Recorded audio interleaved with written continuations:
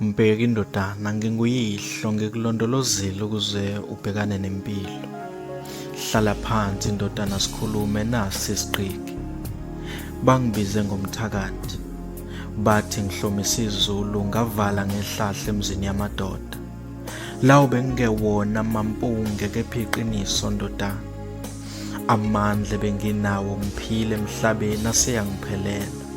Ngiyazi njengoyihlo uzongilalela ungene esenzweni wenze njengokuyalelwa yimi.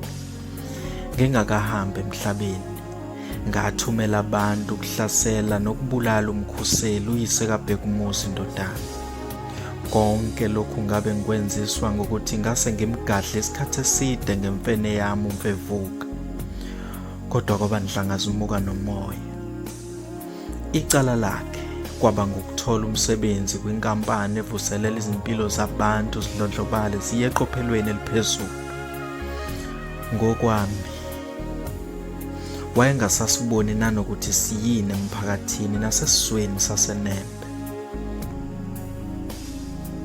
Isicelo sami sincike ekuceleni uxolo emzini waseMabheleni ngakho konke ngakwenza.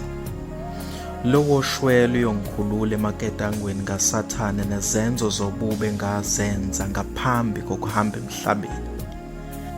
Njengoba ungibona ngimanikiniki ngenxa yezinja zikaSathane ezingixavuna ubusuku nemini. Umqondo wakho ndodana ulahlekile ngokodokotela ubungeke usabuye. Ngaphandle kokugqekezwa ikhanda kubheka umonakalo. Ngibuyisela umqondo wakho ngenjongo yokuyongixolisela kwaMbhele uphinde uhoxise icala oluvulela ubheka umuzi ngosizo lukamalume wakho. Emva kwalokho uqhubeke nomsebenzi wokuthakatha.